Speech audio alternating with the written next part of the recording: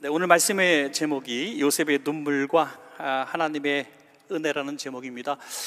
많은 청소년들, 특별히 청소년들이 가장 닮고 싶은 인물 1위가 요셉이라고 합니다. 요셉이 일단은 잘생겼잖아요. 잘생겨서 닮고 싶고, 또 하나는 높은 고위직에 올라갔기 때문에 닮고 싶다, 이런 얘기를 많이 해요. 그런데 요셉이 당한 고난을 이야기하면 생각을 바꿔먹더라고요. 요셉을 안 하겠다고. 그만큼 요셉은 참 고생을 많이 한 그런 사람입니다. 그렇다면 요셉이 왜 그런 고생을 해야 했을까? 여러분, 그런 생각 해보셨습니까? 요셉이 도대체 무엇 때문에 그런 고통을 겪었을까? 이유를 성경에 아무리 뒤져봐도 요셉이 잘못한 것이라고는 하나도 없습니다. 고생한 대로 벌을 받는다면 이해를 하지만 요셉은 벌 받을 이유가 없었습니다. 성경을 찾아보면 딱 이유는 하나입니다. 하나님께 사랑받고 아버지께 사랑받은 것이 고생한 이유입니다. 창세기 37장 4절에 보면 그의 형들이, 아버지가 형들보다 그를 더 사랑함을 보고 그를 미워하여 그랬습니다. 아버지가 자기들보다 요셉을 더 사랑한 걸 보고서 미워했다. 그리고 창세기 37장 5절에 보니까 요셉이 꿈을 꾸고 자기 형들에게 말하며 그들이 그를 더욱 미워하였더라. 하나님께서 요셉을 사랑해서 요셉에게만 꿈을 보여주시니까 형들이 이제는 더욱 미워했다. 이유 없는 것이죠. 하나님 사랑받고 아버지 사랑받는 것이 과연 죽을 죄를 진 것입니까? 그런데 형님들은 정말 요셉을 죽이려고 했다는 것입니다. 오늘 이곳에서 우리 사시는, 우리 또 유학 오신 많은 분들도 누구보다 말씀대로 살아보려고 몸부림치는 분들 아니겠습니까? 오늘 주일날 이렇게 오셔서 예배 드리시고 또 하나님 뜻대로 살아보려고 참 많이 애를 쓰시는데, 그렇다면 과연 우리 주변에 그렇게 살지 않는 분들보다 우리 인생이 과연 평탄할까요? 그렇지 않죠. 우리가 특별히 그들보다 죄를 진 것 같지도 않고 더 많은 실수를 한 것 같지 않은데 그들보다 더 나은 삶이 잘 펼쳐지지 않을 때가 많습니다. 답답하죠. 하박국이 얘기한 것처럼 하나님 정말 너무합니다. 악인들은 잘 되고 형통하는데 나는 도대체 뭡니까? 누구보다 성실하게 살려고 하고 주일날 와서 지은 죄가 잘 생각 안 나도 어쨌든 회개하고 이렇게 살아가려고 하는데 외양간에 또 소도 없고 심은 나무에 열매도 없고 학위를 남들은, 친구들은 잘 받는데 지금 이렇게 계속 받지도 못하고 사업했는데 사업도 잘 열리지도 않고 하나님 도대체 저한테 왜 이러십니까? 그런다는 거죠. 요셉은 너무나 신기하게도 하박국 같은 불평도 한 번도 하지 않습니다. 그 오랜 세월 동안 억울한 일을 그렇게 많이 겪어도 한 번도 하나님 왜 이러세요? 이런 말씀이 성경에 기록된 것이 없다는 것도 신비합니다. 저는 그래서 하박국도 그렇고 요셉도 그렇고 우리에게 다가온 이해할 수 없는 고난이 왔을 때 어떻게 대할까? 두 가지 중에 하나를 선택해야 된다 이렇게 생각합니다. 하나는 하나님 왜 그러십니까? 라는 것을 선택하든지 하나님 어떻게 해야 합니까? 라를 선택하는 것이죠. 하나님 도대체 왜, 김충근 박사님이 갑자기 병에 걸렸을 때 Why me? 라는 책을 썼잖아요. 도대체 나한테 왜 이러십니까? 이렇게 하면은 문제는 풀리지 않습니다. 점점 더 터널 속에 들어가요. 그런데 이 모든 것이 하나님이 섭리하에 있다고 믿어진다면, 하나님이 뜻이 있다면 나는 어떻게 해야 합니까? 나를 이렇게 힘들게 하신 이유를 하나님 알게 해 주십시오. 내가 어떻게 해야 되겠습니까? 요셉은 그것을 바르게 질문했다는 것이죠. 그래서 구덩이에 빠졌을 때에도, 보디발의 집에 노예로 갔을 때에도, 억울하게 감옥 속에 들어갔을 때에도 왜? 라는 말을 하지 않고 성실하게 하루하루를 일했다는 것입니다. 어떻게 살아야 할 방법을 알았다는 것입니다. 그럴 때 하나님이 높이 쓰셨다는 거죠. 제가 질문을 좀 드려볼게요. 통역이 있어서 좀 자유롭게 하지 못하는데 죄송합니다. 통역하시는 분한테는. 여러분 자유롭게 대답해 주세요. 두 가지 질문을 드릴게요. 하나님 살아계신 줄로 믿으시면 아멘. 감사합니다. 그러면 두 번째 질문입니다. 하나님 살아계신 거 분명히 아멘 하셨어요. 그 살아계신 하나님을 내가 인격적으로 만났으면 아멘. 거의 비슷해서 너무 놀랐습니다. 선한교회의 수준이 있네요. 우리 찬양대에 들어갈 때도 박수 치는 거 보고 제가 알아봤어. 수준 있는 교회인지. 13초 동안 박수를 치더라고요. 보통 교회는 딱 3초 치고 말거든요. 너무 존중받는 것 같아서 좋았습니다. 너무나 훌륭한 찬양이고. 여러분 그렇습니다. 하나님 살아계신 건 다 믿는데, 누구도 부인하지 않는데, 태어날 때부터 예수님 믿었고 교사도 하고 여러 가지 은사를 가지고 사역도 했는데, 그런데 하나님이 나한테는 안 계신 것 같은 거예요. 인격적으로 만남이 없었어요. 여러분 혹시 103세 철학자 김영석 교수님 아세요? 이분이 이제 저희 교회를 자주 나오시는데, 그분이 하셨던 말씀 가운데 굉장히 중요한 말씀을 하셨어요. 한국 교회 또는 이 땅의 교회의 성도들이 길을 잃어버린 것 같다, 이렇게 말씀하셨어요. 길을 잃어버린 것 같다. 그냥 열심히 교회 나와서 부모님 때로부터 신앙을 물려받고 주일학교, 청년회, 학생회, 또 집사님들 되고 봉사도 하고 세상에서 어떻게 살든지 주일은 지켜야 되는 걸로 알고, 이런 세대가 지금 세대인데 하나님을 경험하지 못했다는 거죠. 교회에는 나오고 하나님 살아계신 것도 부인하진 않아요. 그런데 나는 하나님을 못 만나는, 이게 크나큰 문제라는 것입니다. 우리 요셉의 생애를 보면서 볼 수 있는 것은 바로 하나님을 만난 경험이 그에게 있었기 때문에 버틸 수가 있었다. 이건 분명한 것입니다. 성경의 창세기 계속 읽어보면 굉장히 중요한 그 증거가 나오는데, 그것이 뭐냐면 하나님이 요셉과 함께 계심으로, 계속해서 반복되는 표현입니다. 그런 어떠한 상황에 놓였어도 하나님은 요셉과 함께 계셨고 요셉도 그것을 알았기 때문에 견디고 버틸 수가 있었다는 것입니다. 우리 귀한 성도님들, 오늘 찬양 예배 이렇게 예배 드리면서 굉장히 은혜스러운 것을 제가 느꼈는데, 정말 하나님 정말 살아계시면 나 한번 만나주세요라고 한번 그렇게 도전적인 기도 해보신 적이 있으신지요? 그런 결단의 시간들이 한 번쯤은 인생을 사춘기 겪듯이 신앙의 사춘기 가운데 한 번쯤은 겪게 되실 겁니다. 그럴 때 부르짖어 하나님을 만나시는 여러분 되시기를 간절히 축복합니다. 여러분, 울부짖는다는 것은 정말 하나님을 내가 알고 있습니다. 그런데 만나지 못했습니다라는 그런 기도가 되겠죠. 천호동에서 목회하시는 김 목사님이라는 분이 계십니다. 근데 아주 오래전 얘기예요. 이분이 새벽 예배 마치고 사모님과 함께 집으로 가시는데, 쓰레기 차가 지나가는데 쓰레기 차에서 애기 우는 소리가 나는 거예요. 그래서 급히 차를 세우고 그 쓰레기 더미를 뒤지니까 까만 비누 봉지, 쓰레기 봉투 안에 이제 1시간쯤 된 아이, 출산된 아이, 신생아가 핏덩이채로 들어가 있는 거예요. 이 아이가 막 울었던 거예요.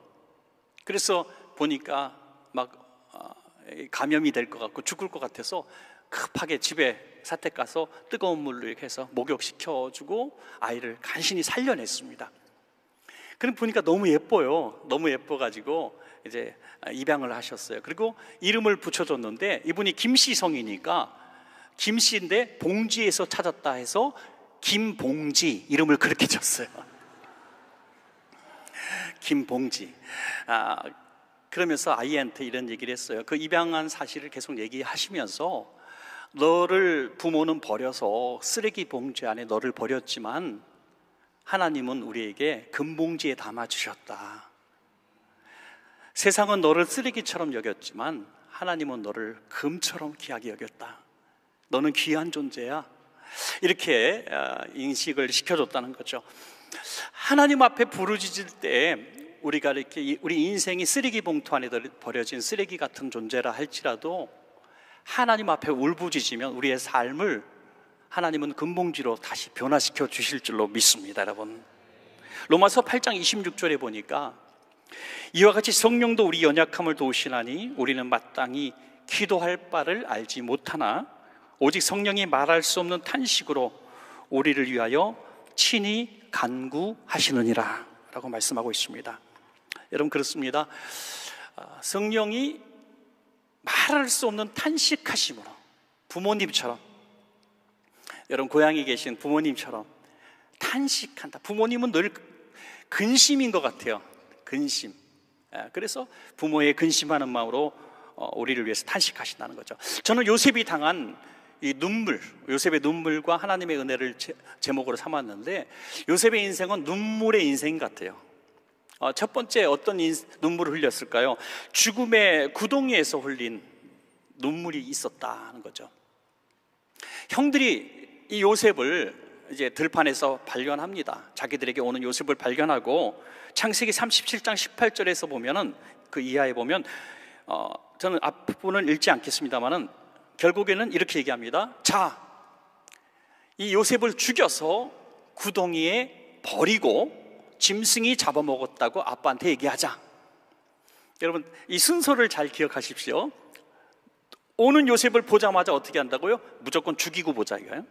죽여가지고 구덩이에 던져버리게, 안매장하고 짐승이 잡아먹었다고 이 모든 계획 범죄를 이제 계획합니다. 그런데 하나님께서 순서를 바꾸게 하셔요. 누구를 통해서? 그 형 루벤의 마음에 감동을 주셔서 죽여서 구덩이에 던지지 말고 구덩이에 던져서 죽이자. 굶어 죽게 하든지 짐승에게 먹게 하든지 순서만 딱 바꿨는데 요셉이 살게 되는 것이죠. 그리고 유다가, 그 형이 유다가, 야, 그냥 버리고 가면 우리한테 무슨 이익이냐, 팔면 돈이라도 생기지 않느냐, 더 악한 마음을 가지고 은 20개 받고 노예로 팔아버리죠. 그런데 그 노예로 팔아서 자기들이 잘한 것 같았지만 이것이 하나님의 계획 속에 있었다는 것입니다. 여러분, 죽음의 위기, 공포심을 지금 갖고 계신 분이 우리 성도님들 가운데 혹시 계십니까? 어떤 질병 또는 어떤 상황 가운데 우울증과 공황장애 뭐 이런 것들 막 압박하는 고통. 제가 아는 어떤 분도 터널을 못 지나가요. 터널. 자동차를 타더라도 터널이 있으면 못 갈 정도로 공황장애가 심각한 분이 있었습니다. 이 죽음에 대한 공포, 두려움 있는 분들 계십니까? 분명히 우리는 이 본문을 믿어야 하는 것이죠. 하나님은 절대로 우리를 이렇게 우리의 생명을 잃어버리게 하시는 하나님이 아니라 이 원수를 통해서라도 생명을 구원하시는 그런 하나님이다 하는 사실이죠. 오늘 음악 하시는 분들이 많아서 참 반갑고 좋은데, 제 친구 얘기를 좀 할까요? 제 친구 신학대학원 동기인데 이분이 이제 늦둥이를 하나 낳았습니다. 늦게 예수를 믿었어요. 그래서 예수 믿고 이제 늦둥이를 낳아서 이 아이 이름 또 태경이라고 이렇게 하나님 택하신 아이로 태경이라고 지었습니다. 그리고 이제 교회도 개척을 하고 이제 개척교회를 한 40-50명 이렇게 모였던 것 같아요. 개척교회를 했습니다. 그런데 이 아이가 소위 음악 신동이라고 불리는 아이, 신동. 이 초등학교 때부터 굉장히 예사롭지 않은 음악 신동이었습니다. 그래서 저도 어릴 때부터 많이 봤는데 뭐 다른 건 잘 모르겠어요. 저도 음악을 그렇게 잘하는 사람이 아니지만 피아노 건반이 있으면 이쪽 끝에서 저쪽 끝에까지 아무거나 샵 플랫 포함해서 4개를 쳐요. 그러면 다 알아맞히는 거죠. 몇 번째 한 번에 꽉 누르는데 4개, 절대 음감이라고 그러더라고요. 어쨌든 그런 게 초등학교 때부터. 작곡을 배워본 적이 없는데 작곡을 해요.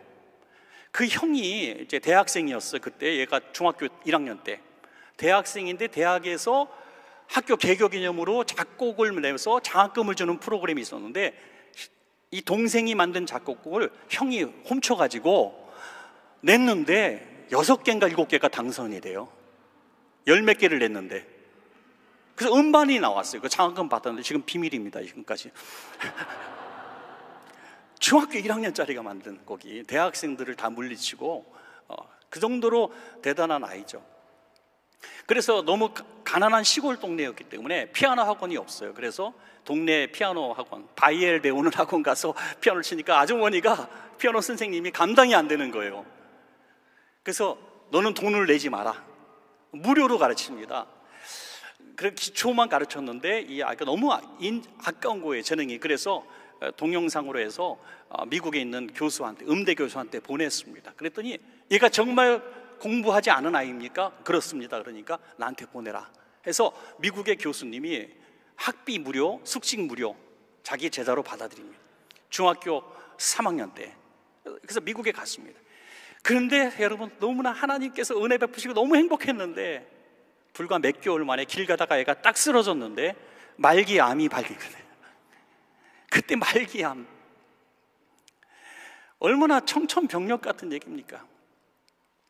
그때 이 상황 가운데 교회가 딱 분열이 되고요, 반토막 나고, 목사님이 이제 거의 하나님 앞에 너무나 원망스러운 마음이 든 거죠. 이 친구 목사님은 이제 고려대학교를 나오고 대학원을 나오고 사업을 했던 사람이에요. 그런데 갑자기 하나님을 알게 돼서 다 버리고 목사가 됐어요. 굉장히 지성적이고 점잖은 친구예요. 설교를 해도 하나님은 살아계세요, 아시죠? 이렇게 설교하는, 어떤 분위기인지 알겠죠? 아주 점잖은 사람이에요. 근데 이런 일을 당하니까 하나님이 너무 미운 거예요. 미국에서 연락이 왔습니다. 임종 직전이니까 와서 보라고. 그래서 아버지가 미국에 비행기 타고 날아가서 보니까 아이가, 이 아이라고 하는데 자기 아들을 못 알아봤대. 너무 몸이 쪼그매지고 새카매지고 물만 먹어도 토를 하고, 이제 막 무균실로 뒤집어 씌워놔갖고 아무도 못 들어가게 하는 방에 들어갔습니다.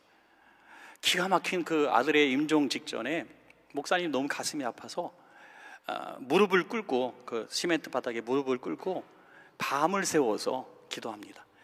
딱 기도는 하나였어요. 하나님, 이 아이를 데려가실 때 저도 같이 불러가 주세요. 난 도저히 이제 목회는커녕 하나님을 내가 믿지도 못하겠습니다. 살려주시든지 저도 죽여주십시오. 그렇게 기도를 했는데 아침에 이 아이가 눈을 딱 뜨자마자 아빠, 하나님이 저를 살려주신대요, 그러는 거예요. 도대체 뭔 소리냐, 아이가 헛소리 하냐 그랬는데 그날부터 물을 마시기 시작하고 정말 며칠 만에 음식을 먹게 되고 퇴원을 하게 되는 거죠. 너무 신기한 일이 벌어졌어요. 그리고 이 병원비가 여러분 아시죠? 미국에서 암 치료받고 하면 얼마가 나오는지, 억대가 넘게 나왔는데 한국계 사회복지사가 거기 있었는데 그분이 백방으로 수고해줘서 무료로 퇴원하게 됩니다. 돈 한 푼도 안 내고. 그리고 한국에 돌아왔습니다. 한국에 돌아왔을 때 이제 고등학교 1학년 좀 된 나이였어요. 돌아왔을 때 제가 뭐 먹고 싶냐, 햄버거 먹고 싶대. 그래서 햄버거 먹게 하고요. 제가 우리 교인들 몇 사람 데려갔을 때 용돈도 주게 하고 막 이렇게 했던 기억이 납니다. 이 아이가 곧 아플 줄 알았어요. 암이 있어요, 여전히. 그런데 고등학교 1학년 때 한예종 예비학교에 들어가더니 한예종 들어가서 지휘학교를 졸업하고 지금 미국 유학가 있습니다.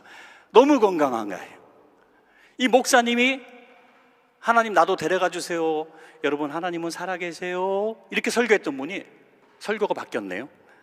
여러분 하나님은 시퍼렇게 살아계십니다.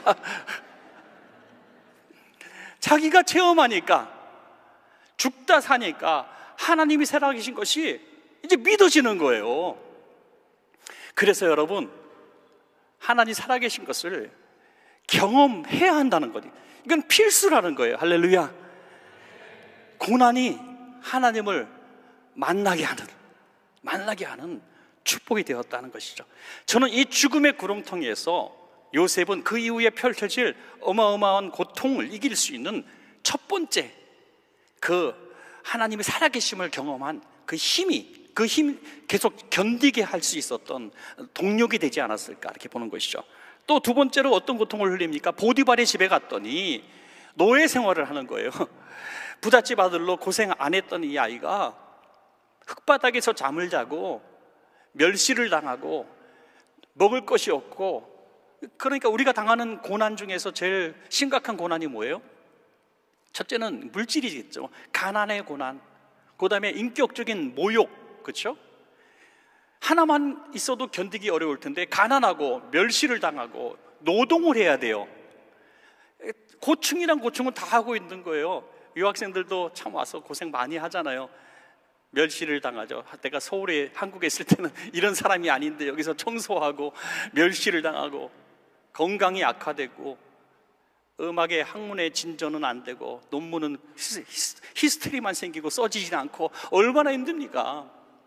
막 눈물 나는 거죠. 그때 제일 생각나는 사람이 누굴까? 엄마. 엄마 생각나는 거죠. 엄마가 끓여준 된장찌개 먹고 싶고 지금이라도 막 달려갈까? 그러면 이러려고 내가 왔던가, 여러분 잘 부르는 복음성가, 울려고 내가 왔던가, 뭐 그런 거 부르면서 갈 수도 없고 있을 수도 없고 참 힘든 시간을 많이 보낼 겁니다.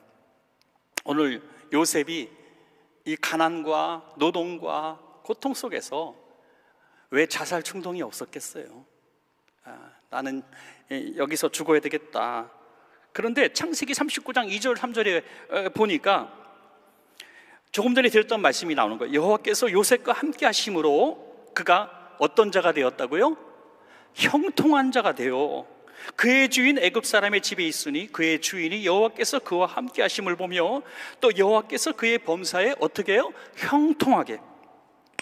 여기 보면 이 짧은 구절 속에서 여호와께서라는 말이 3번, 형통이라는 말이 2번, 함께 계심으로가 1번. 이 짧은 구절에 여러분, 우리가 생각하는 형통에 대한 정의가 뭡니까? 노예로 끌려왔을 때의 형통이라고 하는 것은 집으로 돌아가는 거예요. 감옥에 갇혔을 때의 형통이라고 하는 것은 무죄가 입증돼서 이제 나오는 겁니다. 석방되는 겁니다. 그런데 요셉은 여전히 노예 생활을 하고 있어요. 그런데 형통한 자가 돼요 라고 말하고 있어요. 여러분, 지금 되는 일이 하나도 없어도 우리가 형통한 자가 되었다고 말할 수 있는 근거는 여호와 하나님이 나와 함께 계시기 때문이라는 거죠. 여호와 하나님이 나와 함께 계시면 인간적인 불통의 시간을 보내고 있어도 우리는 형통한 사람이라는 거예요. 할렐루야. 믿으시기 바랍니다. 형통은 하나님이 나와 함께 하시는 게 형통이에요. 다시 말해서 일은 잘 돼요. 돈도 잘 벌려요. 그런데 영적으로 공허해. 하나님을 내가 멀리 떠난 것 같아. 그러면 형통한 자가 아닙니다. 그 사람은 위기예요. 위기. 불통한 사람입니다. 그래서 이 모든 고통을 요셉은 이길 수가 있었다는 것입니다. 저희 교회 한 집사님이 계신데, 여집사님이 계신데, 제가 한 번 왔다 가는 사람이니까 이렇게 말씀 위주의 말씀도 물론 해야겠습니다만, 성 목사님 워낙 훌륭한 설교자시니까 저희 교회 얘기도 좀 하겠습니다. 저희 교회 집사님 한 분이 너무나 어려웠어요. 여집사님인데 너무 어려웠어요. 혼자 교회 나오시는데 시아버님이 이제 중증 치매, 알츠하이머 같은 치매였어요. 그래서 거동을 못 하시고 누워만 계십니다. 다 수발을 들어요. 그리고 이제 남편이 얼마 지나지 않아 이제 둘째 아이를 막 낳는데 강도를 만나가지고 오다가 둔기로 머리를 맞아가지고 뇌사 상태가 됩니다. 방이 딱 2개 있는 집인데 한 방에는 시아버지 누워 계시고 작은 방에는 남편이 계속되는 코마 상태에 있어요. 마루에서 애 둘을 키우는데 둘째 아이를 낳는데 둘째 아이가 자폐야. 이건 드라마도 아니고 이게 뭔 일이에요. 진짜 드라마도 아니고 막장 드라마 아닙니까? 실제 일어난 일입니다. 그러니까 견디겠어요? 어디? 못 견뎌서 정신병원에 입원합니다. 여집사님 집사인데 정신병원에 들어가요. 이제 끝난 집안이죠. 희망이 어디 있습니까?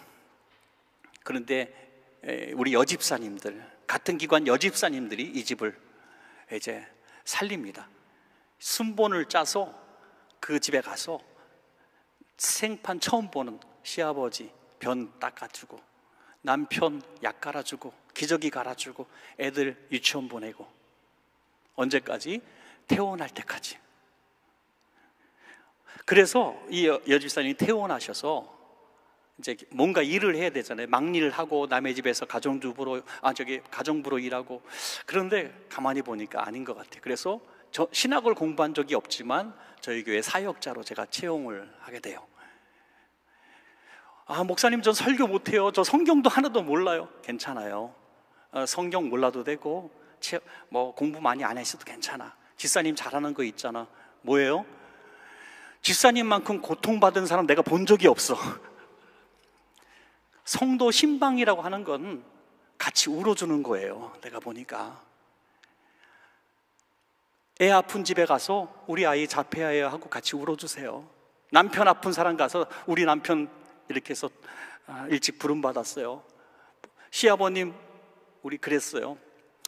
가난했어요. 멸시받았어요. 저 정신병원까지 갔다 왔어요. 당신이 섬기지 못할 사람은 없어요.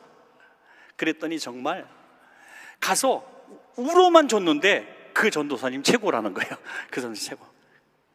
그래서 작년까지 사역하고 은퇴하셨습니다. 작년까지. 여러분, 그렇습니다. 하나님은 우리를 버리신 게 아니라 옆에서 말할 수 없는 탄식으로 같이 울고 계셨고, 모든 것이 사명과 연관된 고난이었다는 것을 요셉을 통해서 발견하게 되는 것입니다.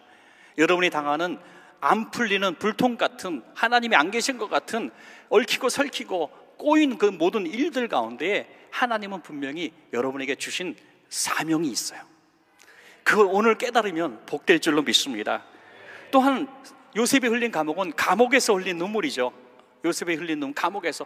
여러분, 요셉이 잘생겼다고 우리는 상상할 수 있는 것은 바로 그 보디발의 아내가 몸종인 요셉을 자꾸 만나려고 했다, 이거 같죠. 여러분, 잘생겼기 때문에 감옥에 간 사람이 요셉이에요. 여러분들은 몇 년형을 받을 것 같아요? 잘생긴 것이라면 10년짜리가 있고 무기징역이 있는 거죠. 네. 요셉은 잘생겨서 무기징역 받았어요. 언제 죽을지도 몰라요. 억울하고 분통 터지죠. 그런데도 거기서도 원망하지 않아요. 창세기 39장 20절 21절. 이에 요셉의 주인이 그를 잡아 옥에 가두니 그 옥은 왕의 제수를 가두는 곳이었더라. 요셉이 옥에 갇혔으나 여호와께서 여전히, 똑같은 말이 나오죠. 요셉과 함께 하시고. 할렐루야. 하나님은 여전히 함께 하셨는데, 여러분 이해가 안 가잖아요. 여기까지, 여기 인생이 끝났다고 한다면 함께 하셔서 형통하게 하셨다는데 여전히 노예였고, 더 나빠져서 감옥까지 왔는데 여호와는, 하나님은 여전히 함께 계신데. 그러니까 여러분, 우리 교회 성도님들이 누가 잘 안 되고 직장에서 해고당하고 집에 불이 나고 할 때 전이 뭐 죄를 졌나 봐, 이런 얘기하면 안 되는 거라니까요. 하나님 앞에 신실하게 사는데도 엎친 데 덮친 데 고난이 있을 수가 있다는 것입니다. 21절까지 읽었는데 23절 끝에서 뭐라고 나오냐면 여호와께서 그를 범사에 형통하게 하셨더라.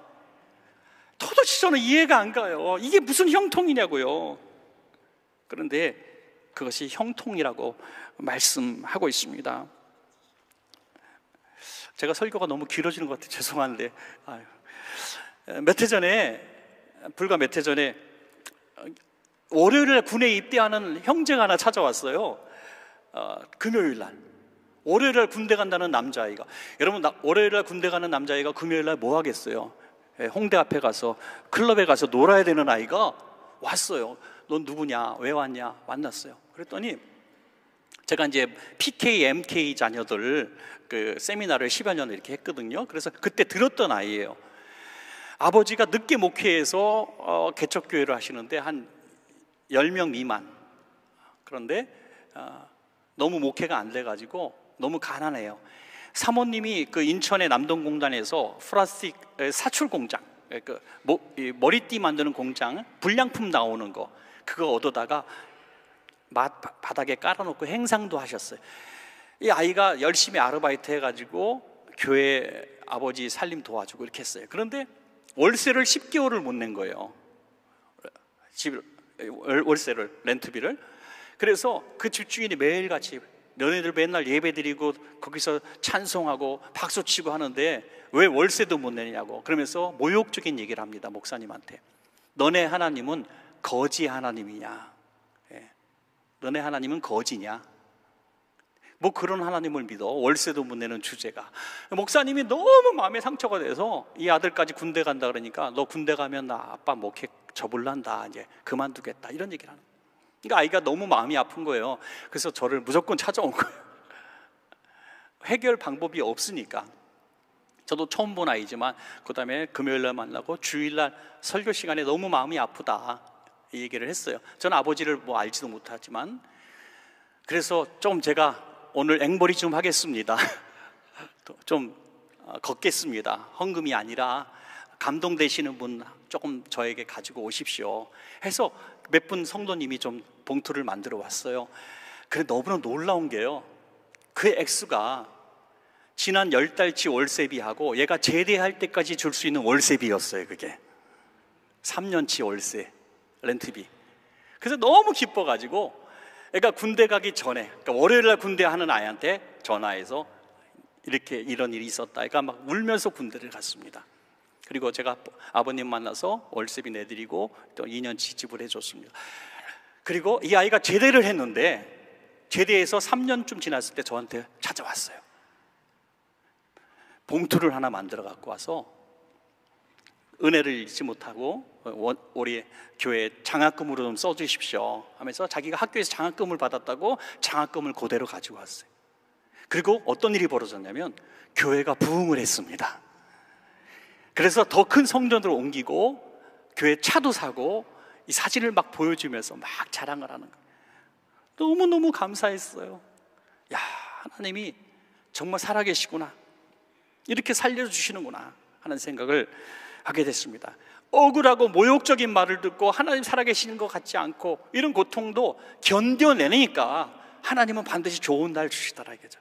파리에서 힘들어 하루하루 버티는 여러분이 있으면 오늘 이 말씀 듣고 이를 악물고 좋은 날이 올 줄로 믿습니다. 예, 이렇게 한번 선포하세요. 힘을 내세요. 마지막으로 모세가 요셉이 울었던 장면이 오늘 함께 읽었던 부분이죠. 창세기 45장 1절에서 2절, 이제 마지막 절로 한번 읽겠습니다. 요셉이 시종하는 자들 앞에서 그 정을 억제하지 못하여 소리를 질러 모든 사람을 자기에게서 물러가라 하고 그 형제들에게 자기를 알리니 그때 그와 함께한 다른 사람이 없었더라. 요셉이 큰 소리로 우니 애굽 사람에게 들리며 바로의 궁중에 들리더라. 아멘. 여러분, 이 성경이 진실을 그대로 기록한 거잖아요. 어린 요셉이 죽음의 구덩이에 갔는데 울었다는 성경을 기록하지 않았어요. 애기처럼 울고 살려줘, 형들 살려줘 그랬을 거 아니에요. 안 기록했어요. 노예로 살 때 극지독한 고통, 멸시, 가난, 외로움, 엄마 아빠 그리워하는 그 마음 성경 기록하지 않았어요. 감옥에 억울하게 갇혔을 때 울었단 말을 기록하지 않아요. 왜 안 울었겠어요? 얼마나 울었겠어요? 이불 속에서 울었겠죠. 그런데 기록하지 않았어요. 그런데 이 장에선 왜 도대체 울었다고 기록했을까? 하나님이 기억하시는 눈물은 다 묻어둔다는 거예요. 묻어두고 감사와 영광의 눈물을 기억하신다는 거죠. 여러분, 가만히 한번 생각해 보세요. 우리는 참 많은 인생에 눈물을 흘렸어요. 기도할 때도 많이 울었어요. 서러워서도 많이 울었어요. 배고파서도 많이 울었어요. 힘들어서도 많이 울었어요. 그런데 감사해서 얼마나 울어보셨습니까? 하나님 너무나 감사해야 하고 얼마나 울어보셨어요. 눈물 흘려보셨어요. 근데 하나님은 그것만 기억하고 기록하셨다는 거예요. 하나님 감사해야 하는 것을 눈물로. 왜? 그것이 요셉에게 가장 큰 복이 되기 때문에. 이 눈물이 요셉의 모든 상처를 치료한 줄로 믿습니다. 통곡하는 그 눈물 속에서 어릴 때 형에게 버림받고 집을 떠나서 노예로 별고생, 한국에서는 이걸 뭐라고 하면 개고생이라고 그래요. 개고생을 해가면서 그 고통스러운 모욕을 당하면서도 버티고 버텼는데 안 울었는데 오늘 눈물이 터졌어. 형들 만나고 눈물 터졌어요. 모든 성인 아이의 상처가 치료받은 줄로 믿습니다. 여러분, 치료받은 거예요. 그리고 형제들과 화목할 너그러운 마음이 생기고, 그리고 이 가정이 회복되어지고 가문을 살리는 귀한 역사가 일어난 것입니다. 저는 우리 파리는 처음 왔지만 미국 교회 이런 이민 교회 참 많이 다녔습니다. 거의 매해 여러 교회 부흥회를 했는데, 저는 미국에서 살면 잘 사는 사람인 줄 알았어요. 다 좋은 줄 알았어요. 그런데 신분은 좋고 또 좋은 직장도 다니고, 워싱턴 DC 같은 데서 부흥회 할 때는 정말 엘리트들이라고요. 한 집 건너 한 집이 하버드 다니고 막 그래요. 그런데 이 요셉 얘기를 하니까 통곡 소리가 설교 중에 막 들려요. 설교 중에. 왜? 이민자의 삶이 결코 만만하지 않은 것 같아요. 고단한 삶. 여러분들도 그럴 것 같아요. 그래서 이 본문을 저는 택했습니다. 여러분들, 교회가 얼마나 좋아요. 주일날 예배할 때 사람 옆에 있는 사람 눈치 보지 말고 하나님 앞에서 우시기 바랍니다. 우시기 바래요. 좋은 찬양도 있잖아요. 주님 가슴에 얼굴을 묻고 나 울고 싶어라. 좋은 복음성가 가사도 있잖아요. 그리고 서로 주님의 품이 되시기 바래요. 교회 오면은 좋은 언니 오빠도 있고 집사님도 있고, 우리 교회 집사님 한 분이 40대인데 암에 발병이 되는데 6개월 동안 같이 열심히 기도했어요. 그리고 6개월 후에 다시 갔는데 2배 진전되고 전이가 된 거야. 그러니까 너무 슬퍼가지고, 우리 교회 앞이 이제 산인데요, 등산로가 있어요. 산으로 막 올라가면 막 울었어요. 막 울었어요. 그랬더니 누군가 뒤에서 자기를 확 끌어안더래. 막 울면서 산을 올라가는데, 그러더니 같이 막 울더라는 거예요. 그 자기도 누가 잡았는지도 모르고 같이 막 울었어요. 한참 울다가 뒤돌아보니까 교회에 나이 많으신 권사님인 거예요. 이 사연을 아니까 줘봐야 뭐 하겠어요.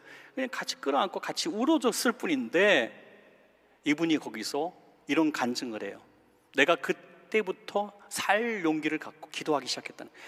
왜? 뒤에서 나를 안아주신 분이 예수님 같았다는 거예요. 예수님이 나를 안아주시는 확실한 체험을 해요. 그리고 지금 15년인가 20년 지났는데 지금도 건강하게 살아계세요. 우리 교회가 뭐예요, 여러분? 교회가 뭐예요? 저는 여러분들 대단한 지성인들인 것도 알고 있고요. 또 달란트도 많고 또 어디 나도 자랑할 만한 분들이라는 것도 많이 압니다. 그런데 제가 수준 있는 설교를 해서 여러분들이 변화가 되겠습니까?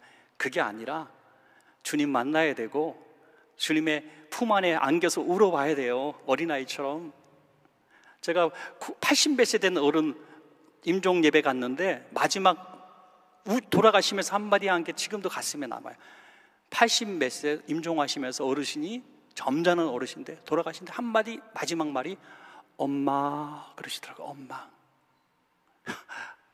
상상도 못했어요. 엄마 하고 임종하셨어요. 누구나 엄마가 그립고 아빠가 그립고, 이게 인생인 것 같아요. 우리 하나님 아버지 품에서 행복한 신앙생활 하시고요, 우리 천국에서 만납시다. 할렐루야. 우리 기도합시다.